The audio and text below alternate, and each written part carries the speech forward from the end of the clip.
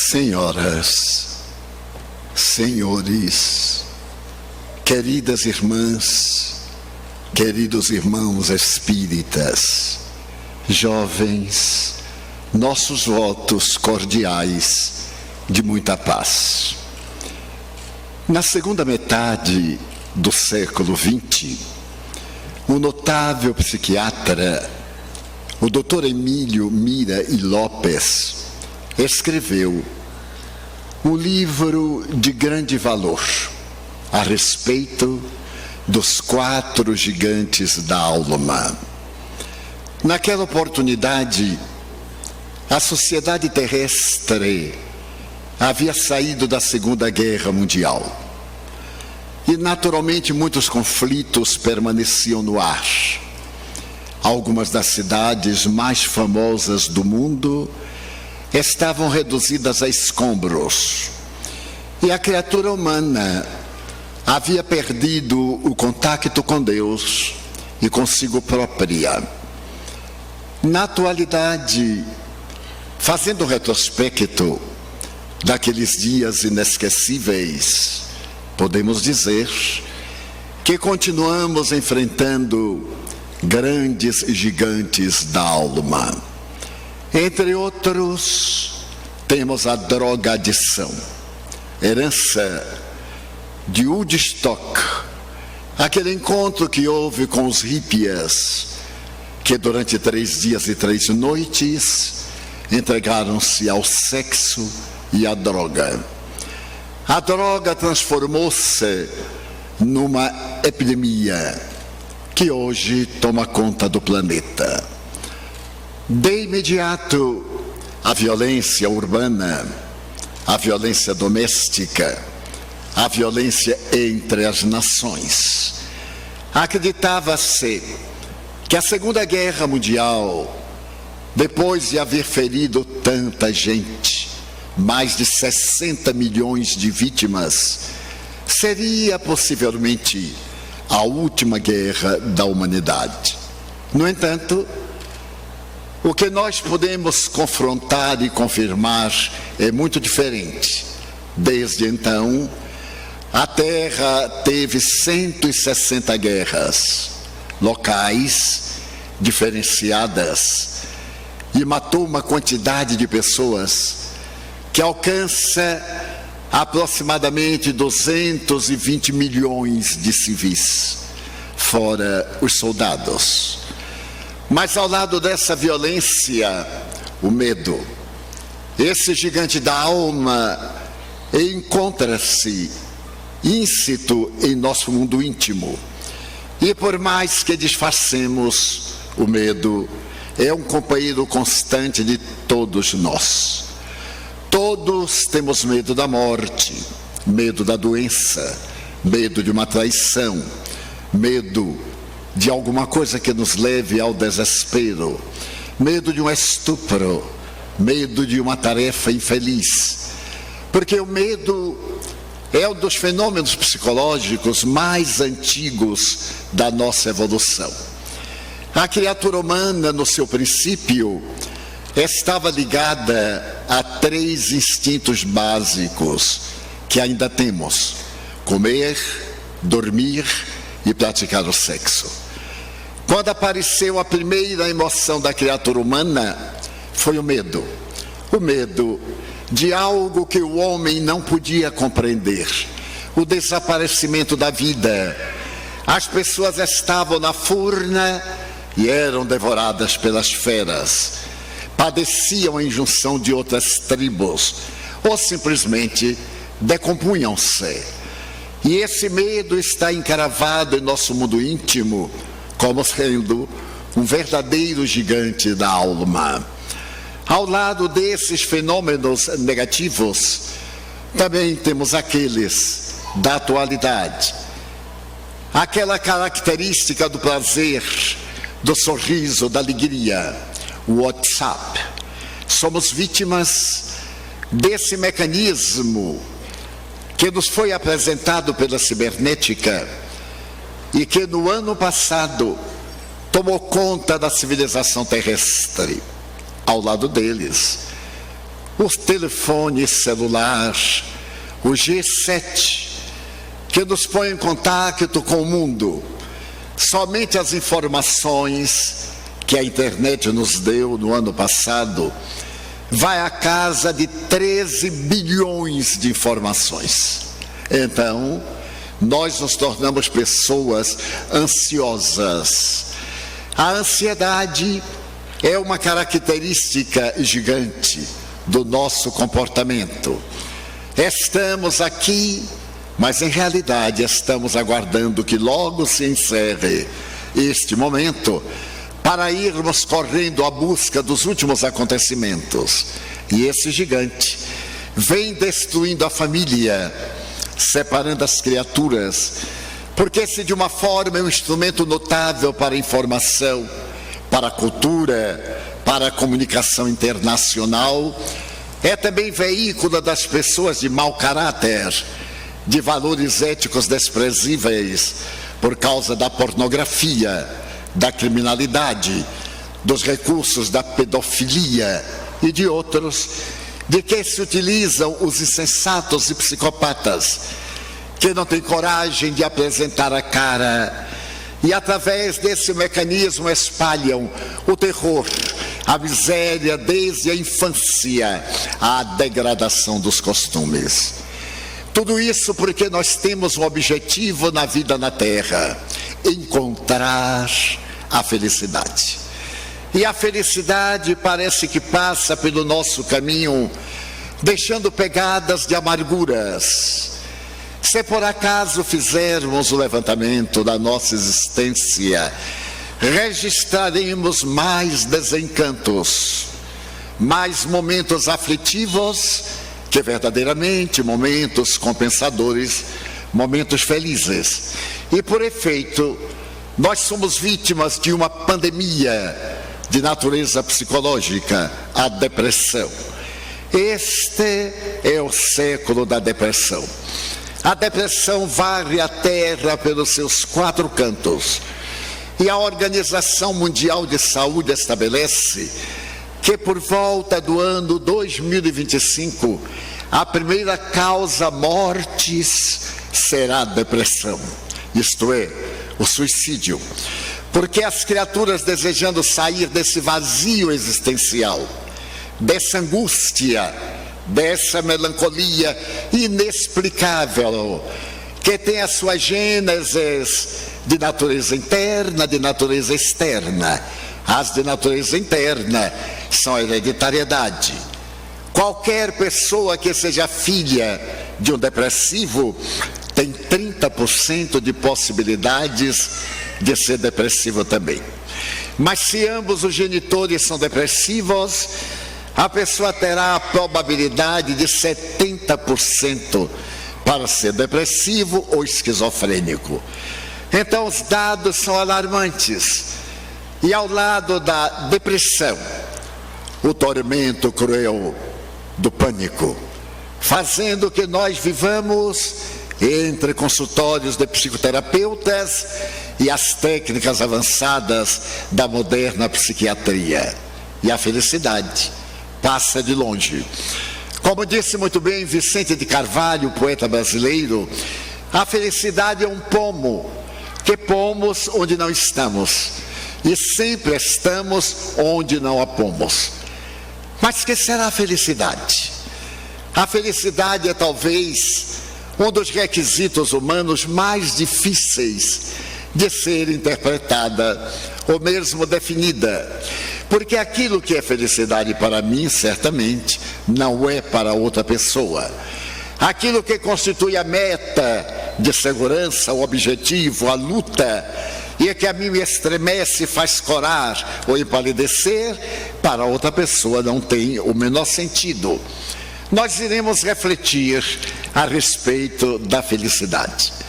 Foram os gregos no Ocidente que primeiro pensaram na filosofia, na ciência, na arte de entender a vida, e deram-se conta, desde os filósofos pré-socráticos, que era necessário entender qual é a finalidade da vida.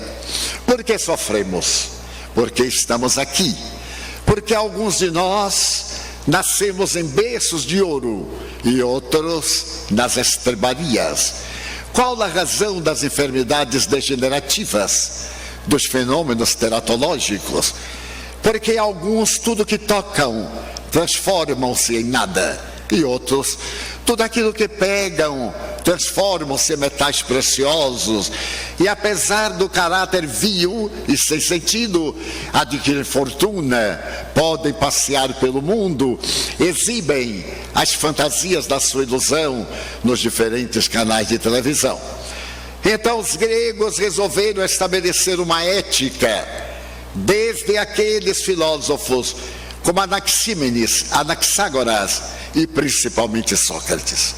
Mas foi mais ou menos no período de Sócrates que um filósofo estabeleceu que o objetivo essencial da criatura humana é ter, ganhar, poder. Porque quem tem, compra. Quem compra, pode. Quem pode, goza. E Epicuro, era seu nome, construiu a doutrina filosófica denominada hedonismo, a doutrina do prazer, a doutrina da beleza. Todos nós somos um tanto hedonistas, narcisistas, procuramos cuidar da aparência, procuramos acumular, ter reservas e, acima de tudo, impressionar outrem através das nossas posses, que tanto podem ser títulos, moedas, destaque social, privilégios religiosos, mas sermos aqueles que estão na liderança, como se diz em linguagem vulgar, os 15 minutos de foco, os 15 minutos de televisão, em que todo mundo aplaude e a pessoa fica plena durante aqueles 15 minutos, e logo depois vai substituída por outro e entra em depressão.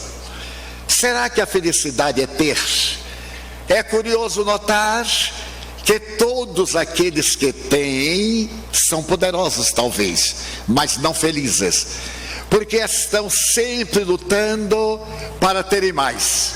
Perguntaram ao Dalai Lama o que é que o senhor pensa da sociedade do Ocidente, e esse homem da meditação respondeu: no Ocidente, o que mais me impressiona é que as criaturas desde a juventude trabalham para enriquecer, e quando chega na outra parte da idade adulta, gastam o que ganharam com médicos, com psiquiatras para não morrer. Então a vida não tem sentido para essas pessoas. Será que a felicidade é realmente ter? Nós pensando, constatamos que a maioria das pessoas são escravas, ou melhor, a maioria é escrava daquilo que possui, tem medo de perder a posse possuidora. Aí está a Operação Lava Jato. Cada dia pega um poderoso, mas um poderoso de ficção, que chegou ao palco da vida e do poder através do suborno, da indignidade, da real exposição de um ladrão comum, só que era um ladrão engravatado, mas assim mesmo ladrão. Então a felicidade não é exatamente a posse, porque quem tem a ânsia de possuir cada vez mais, para fazer parte da lista Forbes dos homens mais ricos do mundo, invariavelmente na velhice são vítimas do Alzheimer, da síndrome do pânico, da drogadição elevada, da cocaína, do sexismo. Então ter não nos deve preocupar muito. Mas se a verdadeira felicidade não é ter, um outro filósofo estabeleceu que não ter nada é a verdadeira felicidade. Porque quem não tem nada não tem o que perder, já está na sua miséria feliz, perfeitamente tranquilo. E este filósofo chamava-se Diógenes. Ele pregou a doutrina do cinismo, e a sua doutrina era tão peculiar que certo dia ele estava no mercado de Atenas falando a uma estátua, e alguém passou e ficou surpreso e perguntou: Diógenes, você está falando com a estátua? Ah, sim, estou falando. Mas você não sabe que ela é de pedra? Sei que é de pedra. Você não sabe por acaso que as pedras não sabem falar ou não falam? Sei. E por que está falando com elas? Bem, eu estou treinando o silêncio da pedra para poder ouvir as besteiras das criaturas humanas. Era, portanto, um filósofo cínico. E dizia que a verdadeira felicidade era não ter nada. Ninguém inveja o pobre, ninguém quer ser pobre. Então aquele que não tem nada é imensamente feliz. E ele de tal forma proclamou isso, que muitas vezes ele usava uma barrica de tábuas para cobrir a nudez e saía pelas ruas de Atenas com uma lâmpada, uma lanterna, procurando um homem feliz, que ele disse que nunca encontrou. É curioso notar que naquela época ele morava na cidade de Corinto, e a Grécia foi tomada pelo homem mais poderoso da terra, Alexandre Magno. Alexandre Magno era rei da Macedônia, e depois de conquistar todo o mundo oriental e chegar às Índias, ele conquistou a ilha de Corinto. E ele era admirador de Demóstenes. Então, ele mandou dizer que queria conhecer esse filósofo, Diógenes. Ele desejava conhecer a sua doutrina cínica, porque naquela época os guerreiros eram sempre educados por filósofos. E mandou dizer ao governador da grande ilha de Corinto que levasse Diógenes até a sua galera, aonde ele estava com os seus generais. E naturalmente mandou acrescentar que, se Diógenes não fosse levado até ele, ele mandaria destruir a cidade, não deixando pedra sobre pedra. O governador correu à casa de Diógenes, se é que podemos chamar aquele barracão de uma casa. E o filósofo estava escrevendo na poeira do chão, porque ele não varria a casa. Então chegou o governador e disse: Diógenes, o grande conquistador do mundo, deseja conhecer você e pede para que eu o leve até lá, porque se eu não o levar, ele vai destruir a nossa linda Corinto. E Diógenes respondeu: é ele quem quer me conhecer, então ele que venha cá, porque lá eu não vou, eu não quero conhecê-lo, não tenho o menor interesse. O governador ficou apavorado, mas Diógenes não foi. Naturalmente, quando Alexandre Magno soube que ele era um rebelde, ficou tão entusiasmado que foi visitá-lo. E chegando à casa em que ele vivia, Alexandre era um homem de um grande porte, de corpanzio. Ele abriu os braços à porta e disse: Diógenes, a tua filosofia me sensibiliza, e eu venho convidar-te para sentar-te comigo ao trono. Tu governarás metade da terra, e eu governarei a outra metade. Eu sou o dono do planeta e te dou metade do mundo para que me ensines a filosofar. Diógenes levantou-se, deu-lhe um empurrão e disse: Senhor, não me tomes aquilo que não me podes dar. Alexandre Magno ficou surpreso. O que era que ele havia tomado daquele miserável? Diógenes saiu e ele ficou olhando e percebeu que ao ficar à porta ele tomava o sol e projetava sombra. Ele podia dar tudo, mas não podia dar um raio de sol. Achou tão notável a resposta que voltou para a sua galera, conquistou mais ainda terras do mundo e morreu muito jovem, com menos de 35 anos, e Diógenes morreu de velho. Mas será que a felicidade é não ter? Há muita gente que é escrava do que não tem. Eu recordo, eu fui funcionário público, e funcionário público é o melhor caminho para ser feliz, na miséria. Desta forma, eu era funcionário público e caminhava na expectativa de não deixar de ser funcionário público. E claro, eu me aposentei funcionário público. Desta forma, eu tinha muitas colegas e muitos colegas. Eu era espírita desde a juventude, aos 16 anos eu abracei a doutrina espírita, e os colegas me criticavam. Eles faziam bullying comigo, já havia moda do bullying, só que não tinha nome. E eu continuava tranquilo, porque eu sabia que eles também acreditavam. Não acreditavam no espiritismo, mas acreditavam nessas coisas. naquilo que a pessoa vai, paga escondido, mas vai, faz consulta. Eu sabia de tudo isso e ficava numa boa tranquilamente. Então, as minhas amigas, como as de hoje, desejavam ser felizes exatamente com aquilo que não tinham. Naquela época, a maior felicidade para a moça era se casar. Hoje a maior felicidade é se divorciar. Então, elas me pediam: Divaldo, você ora? Oro. Você ora a Deus para me casar? E eu era bastante ingênuo, eu orava. E tinha uma colega que era muito feia.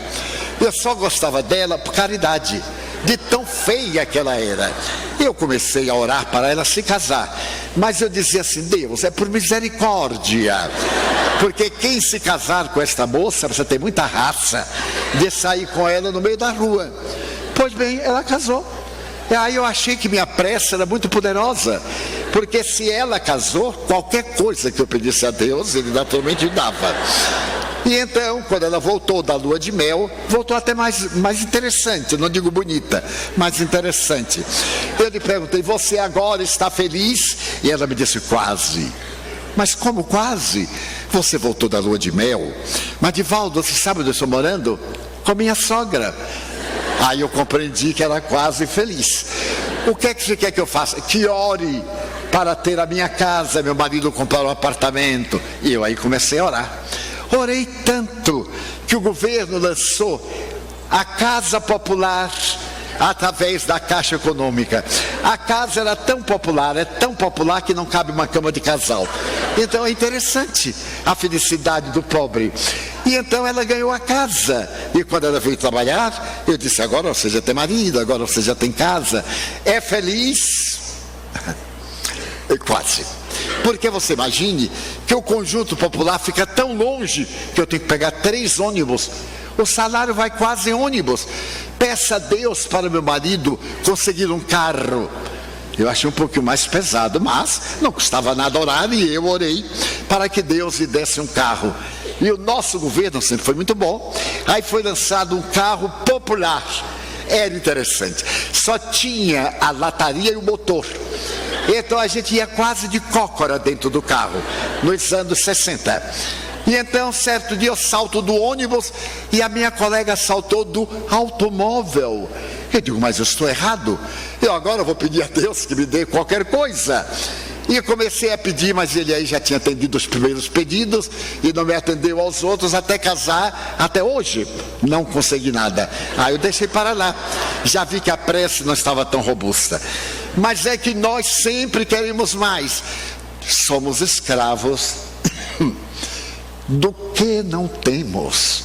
A maioria de nós é escrava de uma condicional: eu só serei feliz quando tiver isso, tiver aquilo, fizer isto, fizer aquilo outro.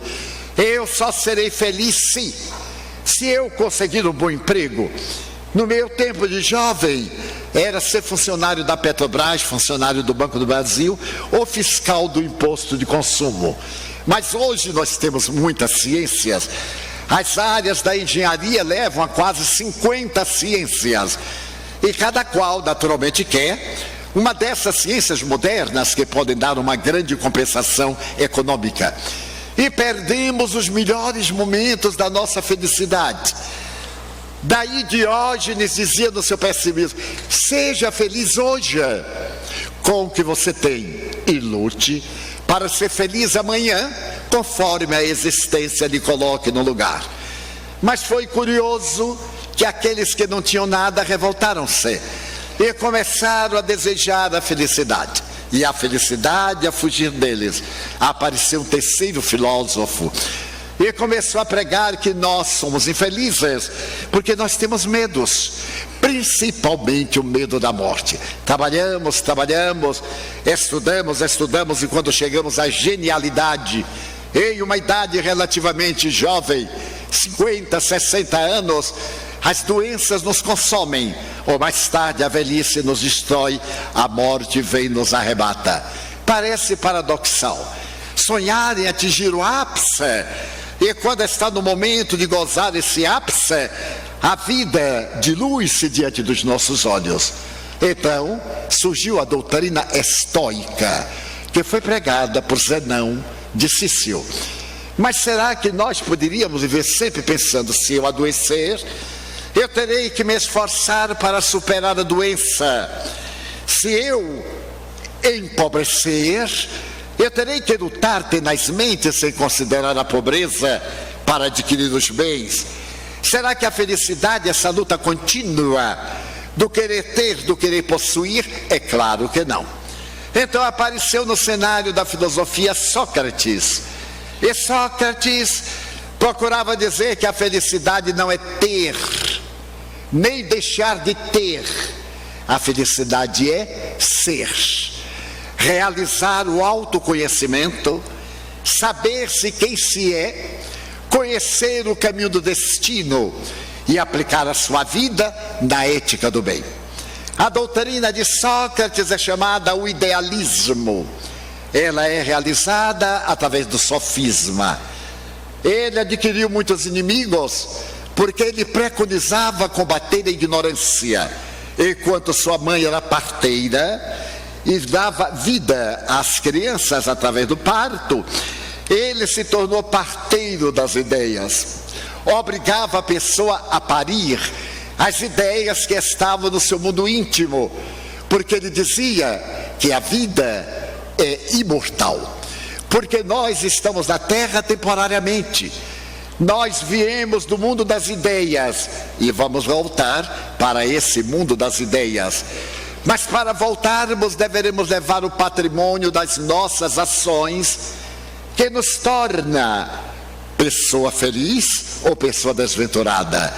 E que a verdadeira felicidade está na prática do bem, da ética do bom serviço, da dignidade humana. Ele tanto pregou essa filosofia que foi condenado à morte, sob a alegação de que ele pervertia a juventude, porque Atenas era governada por 70 tiranos, e ele pregava as liberdades democráticas. Deus respeitar os ditadores, aqueles que nos esmagam, aqueles que tomam conta das massas, os poderosos que são vis. É necessário que a pessoa seja livre. E quando ele estava no cárcere, um dos seus melhores discípulos, de nome Critão, foi visitá-lo. E ele disse: mestre, eu venho dizer-te que hoje a prisão dormirá com a porta aberta, e tu poderás fugir. E ele disse: mas como? Como dormirá com a porta aberta? E o jovem falou: nós subornamos o guarda. Já naquela época, 2.500 anos, o suborno caminhava. Então ele disse: mas tu crês? Como subornaste?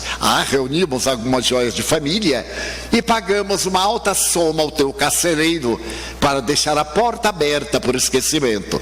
E tu então te evades, e nós te esperaremos adiante, para que tu possas cantar para nós a liberdade, a honradez, a dignidade. E Sócrates lhe disse: Critão, tu crês que eu estou preso? Mas é claro, aqui é uma cela, as barras de ferro, as pedras, o guarda. Não, Critão, preso está quem tem vício.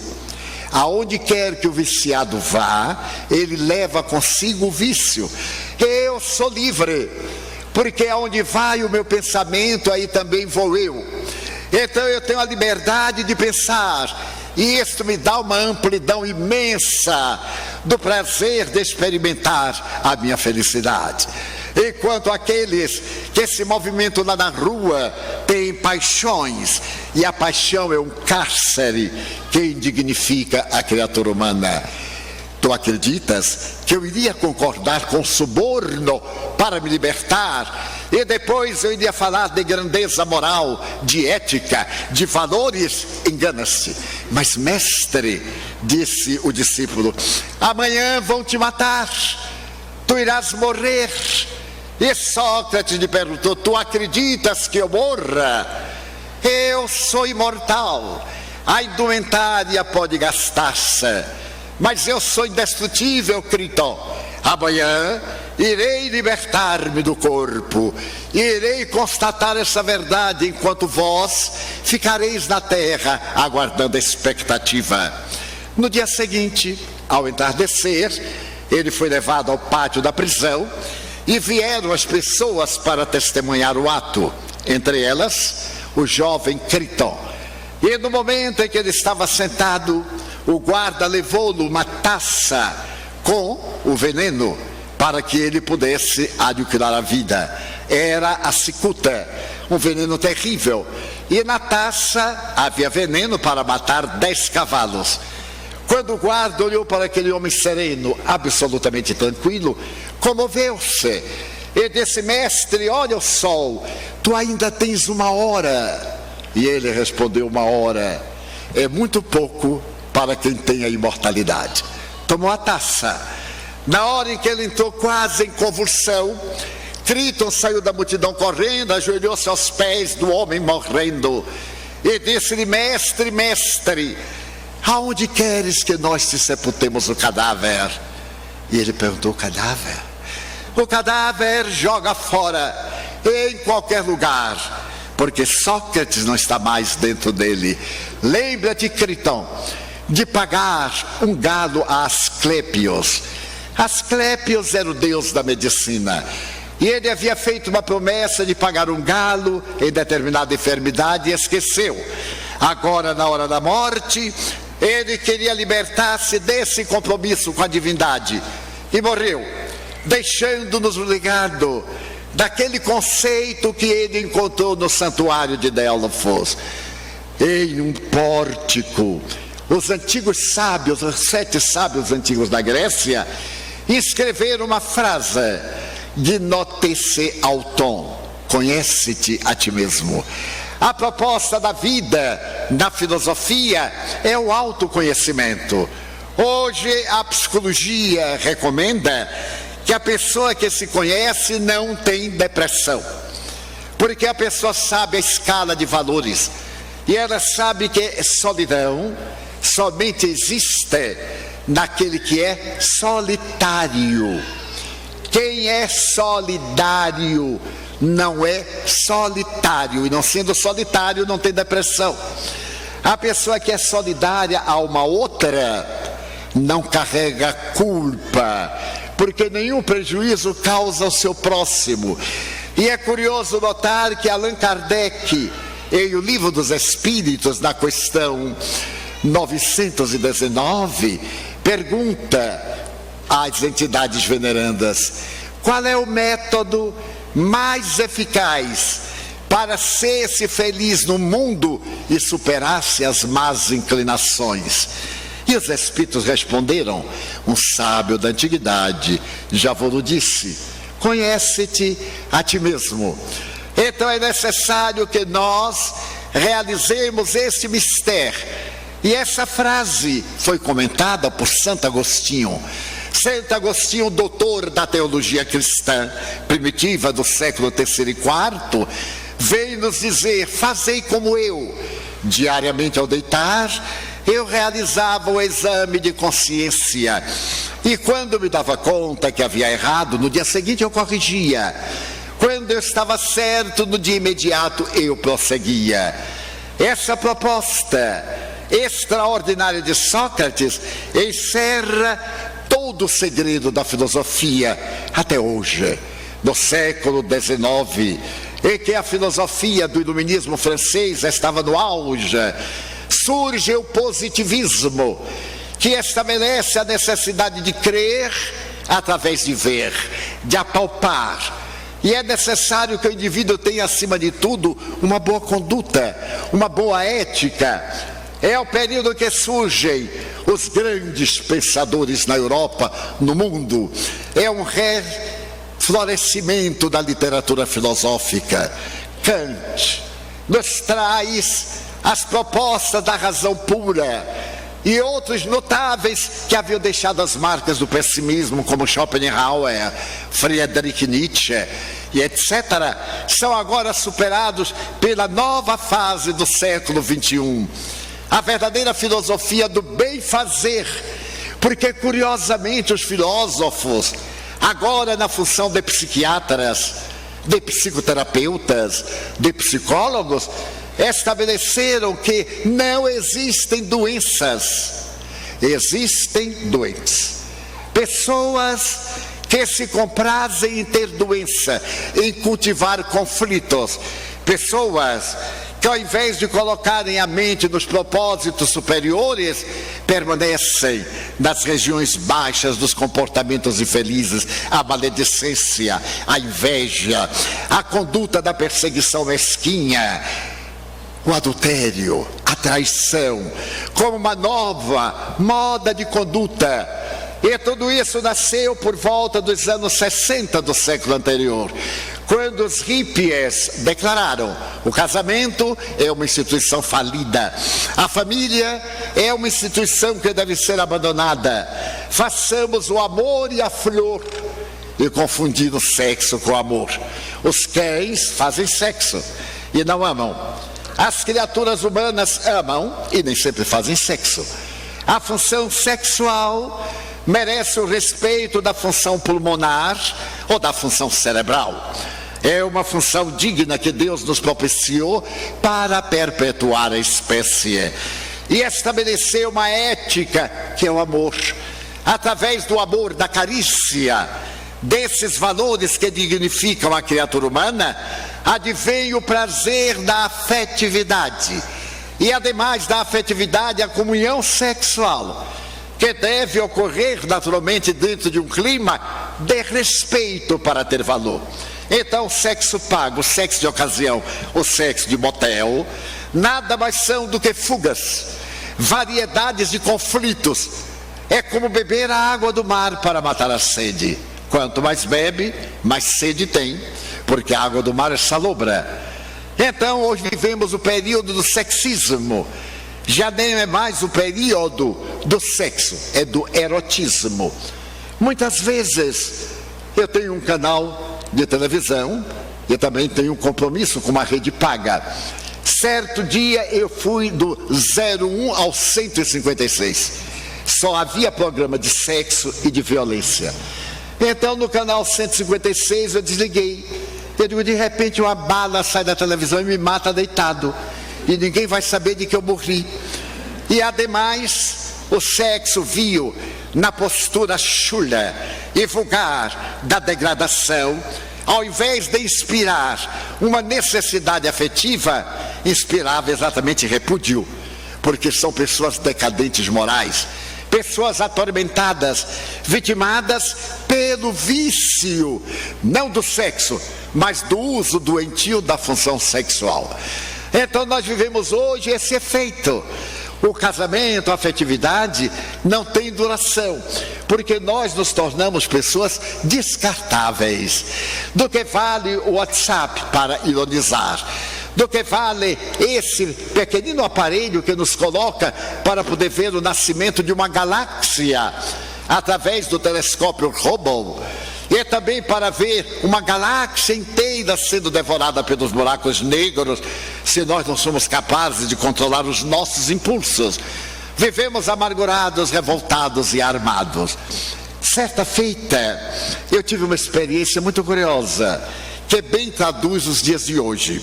Eu viajo muito, desde que eu me aposentei em 1985 que eu viajo. E na atualidade eu estou viajando uma média de 230 dias por ano. Eu já tenho no corpo cheiro de aeroporto, que é o lugar mais antipático do mundo. E certo dia eu estava numa fila para pegar um voo para São Paulo. E as filas eram longas. A cidade do Salvador, como todos sabem, é a mais linda do mundo depois de União da Vitória, naturalmente. E eu estava ali na fila, alegre, sorrindo, e as outras filas. Alguém na terceira fila olhou para mim e gritou de lá: "Ei, por que é que você está rindo?" Eu disse comigo: "Eu não acredito. 5 horas da manhã, em jejum, encontraram um psicopata. Por que é que eu estou rindo? Porque eu estou feliz." Mas aí eu não disse nada, continuei rindo, eu estava felicíssimo, sempre estou. Olhei para um lado, olhei para o outro, e ele aí perguntou atrevidamente: "Você está rindo de mim ou está rindo para mim?" Eu aí disse, eu vou dar uma resposta a este homem, que ele vai desencarnar na fila. Então eu olhei, sorri para ele e procurei, assim como quem cata na multidão, parei e disse, eu não estou rindo para o Senhor e não estou rindo do Senhor. E por que não? Porque eu sou cego. Ele teve um choque. Aí todo mundo caiu da gargalhada, porque ele estava brigando com o cego. Ele saiu da fila e veio conferir. Eu continuei. Ele se aproximou, colocou a mão e passou, eu de olho duro. Claro, era muito melhor ser cego do que tomar um suco pela madrugada. Aí eu fiquei assim de olho duro. E ele disse, mas seus olhos são tão claros. Eu disse, o meu problema é no nervo óptico, eu sou cego. Mas é verdade? Eu disse, sou. Então me desculpe, é que eu estou muito nervoso. Eu digo, notei, mas como eu não estou nervoso, eu rio. Apesar de cego, se eu achar graça, acho. Eu só não enxergo, mas eu raciocino. E então eu tenho motivos para ser uma vida feliz. E o senhor vai aonde? Eu disse, eu irei a São Paulo. Eu também. Em que voo? No voo tal. Eu também. Eu disse comigo, só falta ele sentado no meu colo, porque eu nunca vi nada igual. Um funcionário que me conhece muito disse, Edivaldo, eu me aproximei e disse, olha, eu fiquei cego agora, hein? Não pergunte nada, depois eu lhe conto. E então apresentei o bilhete, ele disse, olha, Edivaldo, pegue com cuidado, falou alto, e olha o tato, viu, porque está aí o sinalzinho, e vá segurando os balcões para poder entrar no raio-x. Eu disse, muito obrigado, meu filho, você é sempre generoso. E o homem me olhando. Eu então peguei o bilhete e saí ceguíssimo. De vez em quando eu olhava cego mesmo para conferir. E ele me olhava. Bem, eu entrei, sentei, entrei no avião. E quando eu olho, o homem sentado ao meu lado. Eu disse, eu não acredito. Eu sempre me sento no corredor para não incomodar ninguém. Eu estava na 6C e ele na 6D. Então ele bateu na minha perna e disse, seu Edivaldo, é você que está aqui? Conheci pela voz. Ele disse, seu Edivaldo, adorei estarmos juntos, porque nós vamos conversar muito, não é? Eu disse, não, no avião a gente não conversa muito, porque eu aluguei uma poltrona, o senhor alugou outra poltrona, e nós não temos o direito de incomodar quem alugou a outra poltrona. Há pessoas mal educadas que alugam o avião inteiro. Quando entram, falam alto, até cantam, assoviam. Ou então sentam atrás, cruzam a perna e ficam batendo na poltrona da gente, né? Os neuróticos. Nem olhe, porque é capaz de lhe agredir. E tem aqueles que vão levantar e ao invés de segurar nos braços da poltrona e levantar verticalmente, eles agarram a poltrona da frente e metem o dedo no cabelo da gente, no olho, e levanta. Então um dia um homem quase me arrancou a cabeça. Eu aí com dificuldade disse, poderia deixar minha cabeça em paz? É que eu estou levantando. Eu digo, mas eu paguei o mesmo preço do senhor e não posso pagar aqui pelo espaço. Mas o espaço é muito curto. Eu digo, o senhor vai ali, abre a porta e pula. É um espaço imenso. Mas bem, e o homem continuava intransigente. Eu disse, vou fazer uma técnica com ele. Ele está muito excitado, e quando você está excitado é fácil de hipnotizar. Eu então botei a mão na perna dele e disse assim, durma. O senhor está muito excitado, durma. E então, durma. E o homem dormiu. Eu tomei um susto. Eu disse, meu Deus, se eu disser ao auditório, durma, é um problema. Ninguém durma, pelo amor de Deus. Então, o homem dormiu. E graças a Deus, eu também aproveitei, porque são 2 horas e 15 minutos de voo. Quando o avião bateu no chão, ele acordou assim, seu Edivaldo, eu digo, já chegamos. Mas seu Edivaldo, o que será do senhor? O que é que o senhor vai fazer? Eu vou lhe ajudar na bagagem. Eu digo, não, minha mala tem um sinozinho. Quando ela passa, ela tocando o sino, eu sei qual é, eu agarro. E de fato, eu digo, quase de fato. E tenho amigos entram e me ajudam. Me vi livre do homem. E graças a Deus fiquei cego e passei um dia excelente. 3 semanas depois, lá em nossa instituição, eu atendo 3 vezes por semana. As pessoas sentam-se e eu vou atendendo, cada um vem, eu atendo, tal. E eu dei uma olhada, no 4º banco estava o homem. Eu disse, e agora? Como é que eu vou poder ficar cego? Ele veio me fazer uma consulta. Bom, mas não tinha jeito, agora eu não podia fugir e ficava pensando o que é que eu vou arranjar até a hora do homem chegar. Por fim ele chegou. Seu Edivaldo, eu soube que o senhor recuperou a vista. Eu digo, é verdade. E estou muito feliz por haver recuperado a vista. Foram passes, seu Divaldo? Eu digo, mais ou menos, né? Eu oro muito. Aqui nós damos passes de cura. Eu digo, passes de cura. Eu vim aqui para fazer uma consulta, eu estou muito mal. E aí me contou o seu drama que ele queria contar naquele dia no avião. Era um drama terrível. Eu aconselhei e ele disse, mas seu Divaldo, os seus olhos continuam iguais. Eu disse, é porque eu nunca fui cego. Não me diga. Digo, o senhor não era cego, mas parecia. Ele, mas não era. É que eu sou cego à estupidez humana. Eu sou surdo à agressividade humana. E eu sou mudo aos disparates humanos. O senhor acha que às 5 horas da manhã eu ia perder o meu dia só porque o senhor estava com derrame de bilis, passou uma noite ruim, brigou com alguém? De jeito nenhum. Então eu fiquei cego. Dessa forma ficamos amigos. Então toda vez que o senhor tiver um problema, por favor, fique cego. E hoje eu vi no hotel que sou hospedado algo que me fascinou: o milagre da água. Quando Chico Xavier estava em um determinado problema e uma pessoa desacatava-o, e ele ficou calado, e a pessoa desacatava-o, ele, que era um homem muito generoso, ouviu até o fim. E chegando em casa, Emmanuel disse, da próxima vez tu fazes a prática da água, a água sagrada. Tu pões água na boca até a água esquentar e deixa a pessoa dizendo desaforo. Quando a água esquentar, joga fora e bota outra, até esquentares o que seja possível. É a receita. E lá estava no hotel Chico Xavier e uma garrafinha d'água. Eu aí fui experimentar, porque também eu sou filho de Deus, e coloquei a água, que era cristalina, que era maravilhosa, e fiquei fascinado com a ideia, porque todo mundo que olhar essa frase de Chico Xavier, na hora em que alguém lhe provocar um desaforo, uma agressão, ele vai lembrar da água bendita do Chico. Ou então ele vai ficar sorrindo e olhando para o outro idiota, que é o psicopata, que é a melhor razão. Então a felicidade, em verdade, não está na terra. O reino dos céus está dentro do coração. E o meu reino, disse Jesus, não é deste mundo. Se o fora, não necessitaríamos de mais programar o reino da aventura plena. Para poder ensinar o que era felicidade, nasceu Jesus, num dos períodos históricos da humanidade mais perversos. Governava Roma, governava o mundo Roma. O Império Romano, através das suas legiões, havia chegado também a Israel. E Israel não tinha independência, pertencia à Assíria, que hoje está despedaçada, porque fora entregue pelo primeiro triunvirato, que governava a Síria, Pompeu, o triunviro, conquistou Jerusalém e colocou Israel sob o protetorado de Israel. A Síria cuidava dos interesses israelitas e governava o país o homem mais hediondo do século, Herodes o Grande. Foi considerado o indivíduo mais perverso do século. É nesse período que nasce Jesus.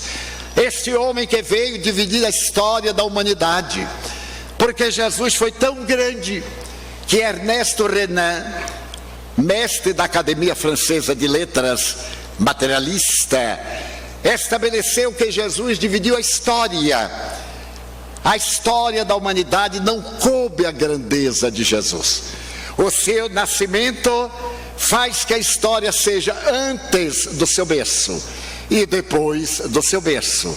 Esse homem vem numa manjedoura modesta, em uma gruta de calcário, ali perto de Jerusalém, a 7 quilômetros, exatamente da região da família de Davi, dentro de uma furna. E ele será a luz do mundo, porque ele veio trazer uma filosofia que é a mais notável da humanidade, a filosofia do amor. Toda a sua doutrina está centrada em 2 frases: amar a Deus acima de todas as coisas e ao próximo como a si mesmo.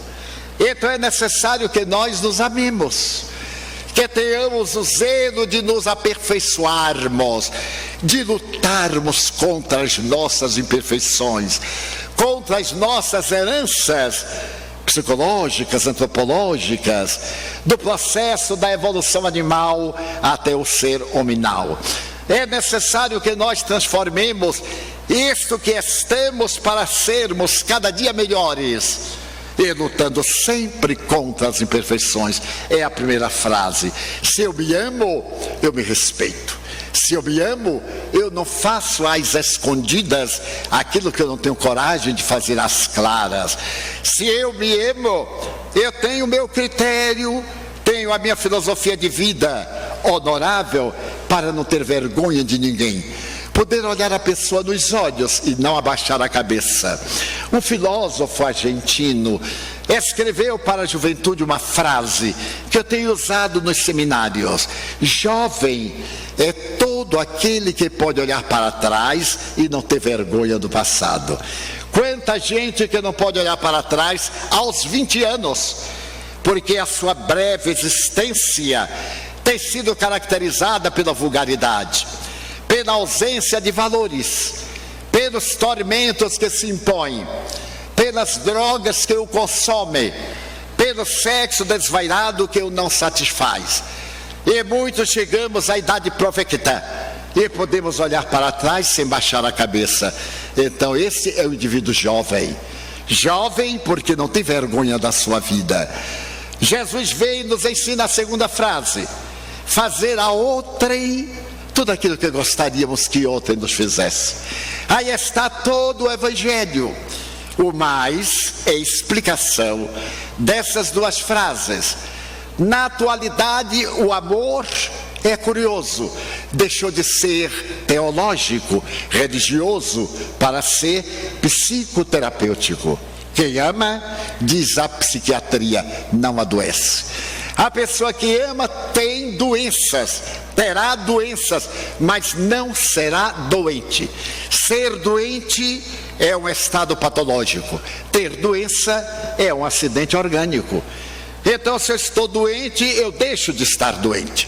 Mas se eu sou doente, eu sou pessimista, eu sou amargo, sou melancólico, não tenho perspectiva de vida. Então a moderna doutrina da terapia para a depressão diz: ame.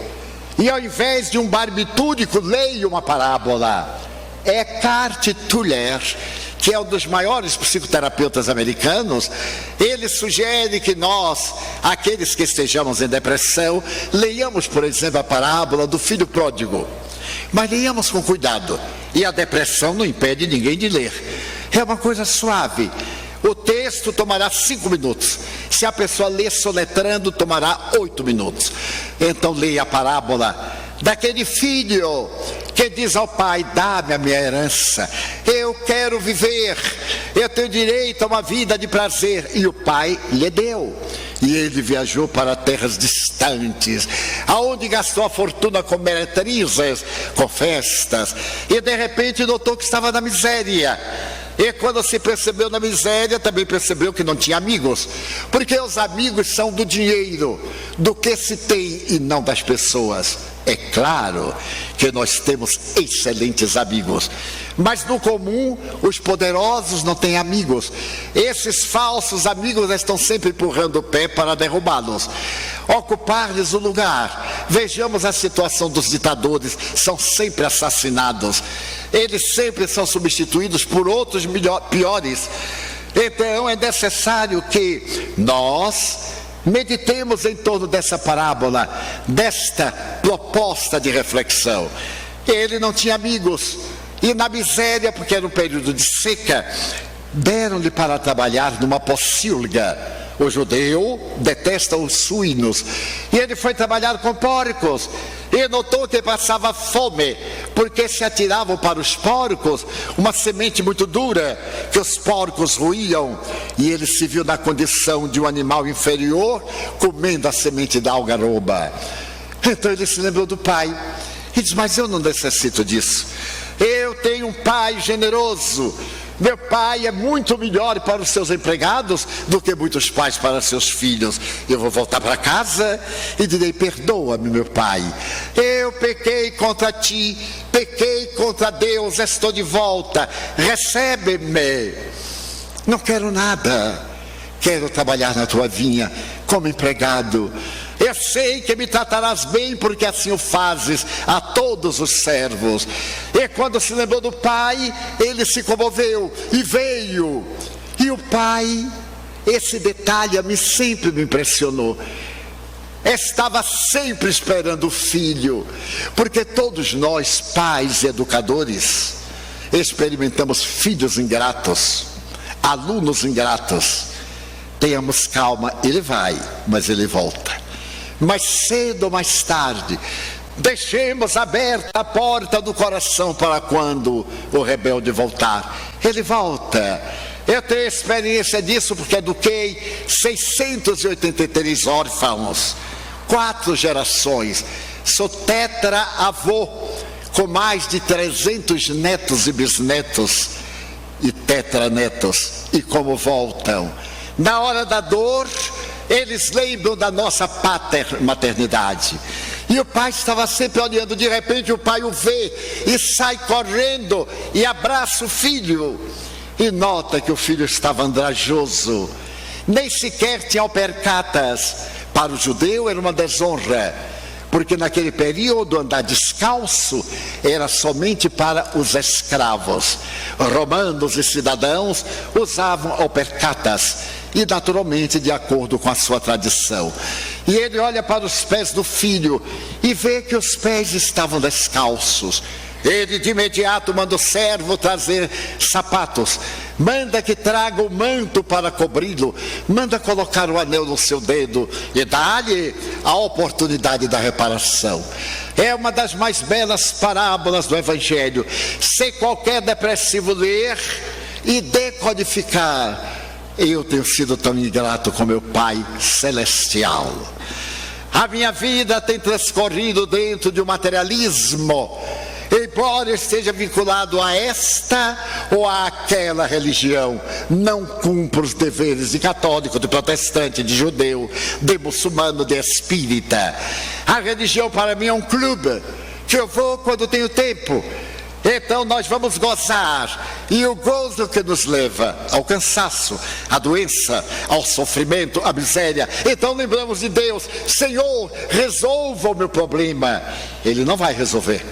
Cada quem resolverá o problema que conseguiu, porque nós somos autores do nosso destino. Felicidade ou desonra pertencem-nos a nós. Deus nos dá os meios. Existe uma fatalidade. Essa fatalidade nasceu, morre, determinismo. Mas nós temos o livre-arbítrio, nós temos o poder da escolha. Chegar a esta cidade, eu tenho várias formas: caminhando, a cavalo, em qualquer veículo motor, de avião, de paraquedas, descer, enfim, eu posso escolher vindo por Palmeiras ou por outro local. Várias opções, e a opção que eu escolher vai me dar a oportunidade de ser alegre, feliz, venturoso ou menos venturoso. Então nós construímos aquilo que somos através dos nossos atos. Foi o que veio dizer a doutrina espírita, que tem a missão de recordar o Evangelho de Jesus que nós corrompemos. Aquela doutrina do amor, com quem Jesus convivia? Com as meretrizes, com os homens das tascas, com os miseráveis, se misturava com a ralé, com os ébrios contumazes, com eles comia naqueles lugares mais miseráveis. E quando ele foi censurado pelos hipócritas, pelos fariseus, eles: não são os sãos que necessitam de médico. Eu venho para atender os doentes, eu sou a luz do mundo, venho para que tenhais claridade. O que é que nós fizemos dessa doutrina através da história? Uma doutrina bélica. Hoje nós vemos os muçulmanos do exército degolando lá no chamado Antigo Levante. Mas nós já fizemos isso como católicos, como cristãos. E as cruzadas? Quantos milhões de vidas nós matamos em nome de Jesus, que preferiu morrer a defender-se, e ainda encontravam justificativa. A noite de São Bartolomeu, na França, o 24 de agosto de 1571, em pleno período do fastígio, de Catarina. Quantos nós matamos apenas naquela noite pelo crime de eles serem protestantes?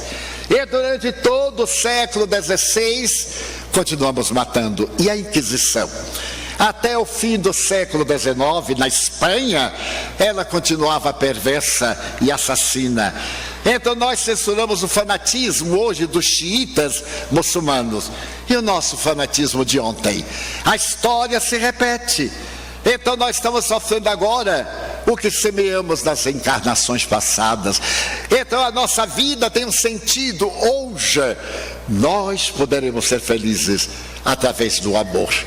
Se conseguirmos amar primeiro os que estão mais próximos de nós, é muito mais fácil amar os familiares a quem nós conhecemos do que aqueles a quem não conhecemos. Mas dá-se exatamente o contrário.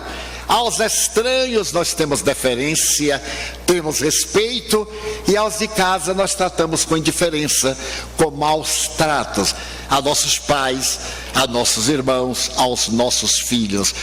Os Espíritos vêm dizer da necessidade de nós mudarmos o mundo.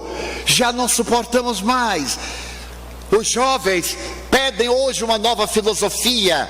Estão cansados de sexo e de droga. A maioria deles foi buscar na droga o que não encontraram em casa. Não encontraram o amor paterno, o amor materno. Tem exceções. E então eles caíram nas mãos do traficante, que se tornou o pai adotivo, que se tornou o amigo. O pai, a mãe estavam no prazer. A maternidade, a paternidade tem altíssimas responsabilidades. Eu me recordo de minha mãe, que era o lar antigo, nem aquele antigo, nem o moderno. Ela não dormia enquanto todos os filhos não chegavam em casa. Havia horário para sair e havia horário para voltar, porque no dia seguinte todo mundo tinha deveres. Então estabelecia 22 horas. Hoje o aniversário de uma criança começa às 23 horas. Eu não posso entender como é que vai comemorar o aniversário de criança a partir das 23 horas, entra pela madrugada. O aniversário da namorada começa meia-noite, apagam as luzes, dormem na casa da namorada. Nenhuma censura de minha parte. Eu tenho entendimento para a ética, para o que está acontecendo, mas são os efeitos, porque eu ouço milhares de pessoas por semana, jovens lindíssimas, angustiadas, desprezadas, sem perspectiva, objeto de uso, descartável. Rapazes e moças, quantos rapazes me confessam, casar de jeito nenhum, eu não confio absolutamente. Eu digo, mas por que não confia? Porque eu vou ser traído com o primeiro que ela encontrar. Mas não é assim, meu filho. Ele disse, é exatamente assim. Então eu perguntei a meus filhos, porque eu sou do tempo que namorar, ai meu Deus, até pegar na mão da moça demorava 8 anos, para dar um beijo na testa 15, para dar um abraço 45, quando casava morria no outro dia de velho. Agora não, os meus filhos assim, cheguei, já fui. Eu digo, me explique como é. É assim, tio, a gente chega e vai. E neste chega e vai, aconteceu tudo. O que é que aconteceu? Ô tio, não é possível que o senhor não saiba. Eu digo, eu sou de antigamente, não acontecia nada. É, mas agora acontece. E a gente não pergunta nem o nome para não saber quem é, para não ter compromisso. Isso não é uma sociedade. A grande verdade é que nós perdemos a dignidade, o direito ao respeito, o direito à amizade. Passamos a ser objeto. Então a mulher durante muitos séculos lutou pela independência, a liberdade da mulher. Mas isso não é liberdade, é libertinagem. A mulher vai para o barzinho, vai beber, vai eleger. Várias amigas me dizem, eu saio do escritório, vou para o barzinho e elejo o meu companheiro. Assim, na maior naturalidade. Mas minha filha, você não se sente profundamente infeliz de ser objeto de uso? Realmente, é o vazio existencial. Porque no dia seguinte está aí, na rede social. Ou então na mesma hora, está olhando para o cara que ela não sabe quem é, ela tira uma foto e manda, olha que pedaço está ali. Graças a Deus é pedaço, não é inteiro. Também ele está namorando e faz um selfie e já manda para a rede. Então que cinismo! eu recebi de uma amiga, olha, Divaldo, estou indo tomar banho. Eu digo, não acredito. Eu não acredito que ela tome banho, porque mandar isso através da rede social, para mim, eu devia orar para ela tomar um bom banho, com uma bucha, esfregar bem. Então nós perdemos os valores, e é por isso que nós temos a guerra, nós temos aí o mosquitinho transmitindo 3 epidemias. A ameaça de uma epidemia mundial, é pandêmica. A Rússia, a Austrália, o Equador, o Brasil, de preferência, estamos com a dengue, com a zika, com a chikungunya, e estamos sob ameaça. O que é que diz o governo? Use repelente. O negócio agora é andar com uma bomba de repelente dentro de uma carapaça, a cada 2 horas, um banho de repelente. É que a divindade espera muito mais de nós. Deus nos ama. É necessário que haja recíproca.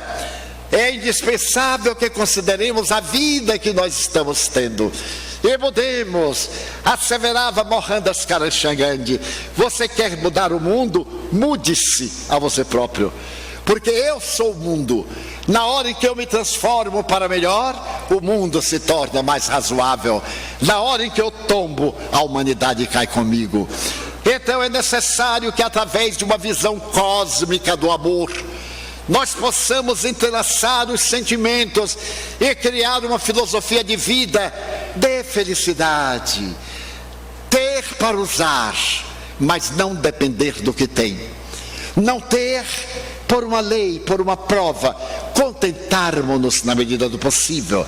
Mas acima de tudo fazermos o exemplo da nossa transformação moral. Porque a vida, meus amigos, é imortal. Quando nós criamos a Mansão do Caminho, no ano de 1952, um querido amigo desde a minha infância, e morávamos juntos, foi o braço direito. Há 2 anos ele desencarnou, com 89 anos. Era uma das pessoas mais notáveis que eu jamais conheci. Uma inteligência brilhante, capaz de realizar várias artes, e não tinha nenhum curso acadêmico. A bondade personificada, renunciou-se a si mesmo para ajudar o próximo. E graças a ele eu podia viajar, porque ele tomava conta da instituição que atende uma média de 5.000 pessoas por dia. Porque nós temos desde a maternidade, as escolas, o atendimento. Lá é proibido dizer não, porque nós sempre temos o que dar. Pois bem, e quando ele desencarnou, nós havíamos combinado que onde um ou outro estivesse, continuaria. Apesar da imensa afeição e da dívida afetiva, nós continuaríamos cumprindo o dever espiritual. E eu estava na cidade de São Carlos. Ele estava sendo consumido por um câncer de próstata. E quando eu viajei, eu disse: me espere até domingo. Eu volto domingo. Ele disse: eu não vou aguentar. Eu acho que irei antes. Eu viajei na segunda-feira e telefonava a cada 3, 4 horas. E pela madrugada de quinta-feira, eu olhei o relógio, eram 4 da manhã, eu senti que algo aconteceu. Liguei para Salvador, para o hospital, onde estava a nossa enfermeira-chefe tomando conta dele, e ela disse: ele está morrendo, Divaldo. Eu disse: coloque o telefone no ouvido dele. E então ele disse: você não está morrendo. É a lagarta que está transformando-se em borboleta. É a histogênese. Está voltando para casa, vá com alegria. E comecei a recitar o Salmo 23, que ele gostava muito. O Senhor é o meu pastor, nada me faltará. Deitar-me faz em verdes pastos e guia-me mansamente a águas muito tranquilas. E então, a enfermeira tomou o telefone e disse: silenciou, já partiu. Eu fiquei com o coração despedaçado, porque era uma convivência de 70 anos. Mas eu tinha um dever, tinha conferência essa noite. Poderia pegar um avião, chegaria a Salvador para o enterro. Então eu me lembrei de Jesus: deixa aos mortos o cuidado de enterrar os seus mortos, e tu vai falar sobre a salvação. Levei a mensagem naquela noite e nas outras, e retornei a Salvador. Então pedi ao meu filho que me busca no aeroporto para me levar ao cemitério, para poder viver o luto como manda Freud, para experimentar a dor e evitar que o trauma me venha trazer uma depressão mais tarde. Fui ao cemitério, olhei a carneira, a emoção tomou-me conta e eu lhe prestei a homenagem de poucas palavras, uma oração.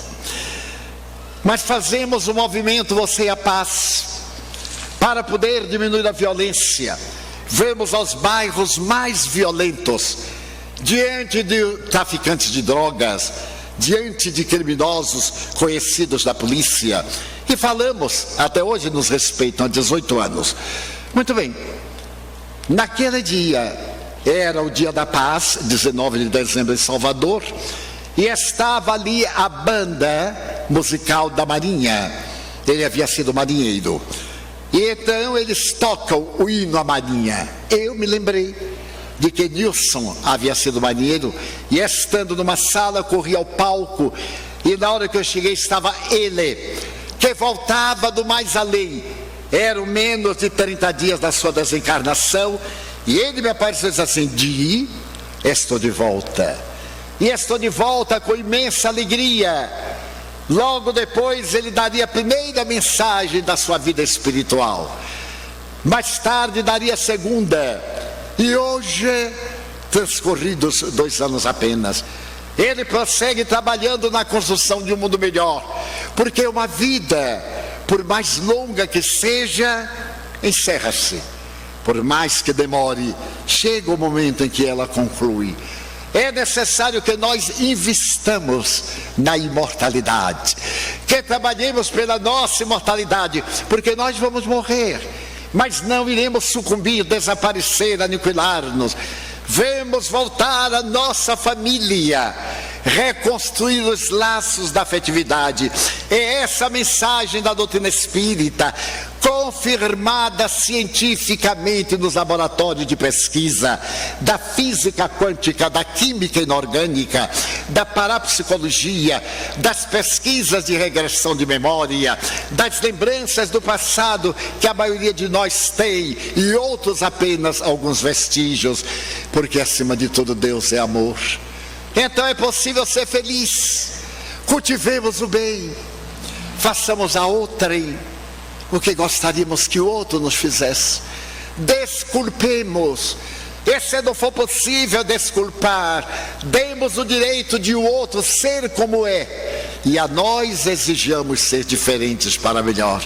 Esta é a mensagem que nós estamos trazendo em nome da nossa casa máter no estado do Paraná, das conferências, demonstrar a imortalidade da alma e o sentido da vida. Por que razão nós vivemos tão contrariados como crianças? Qualquer coisa nos fere, somos sensitivas.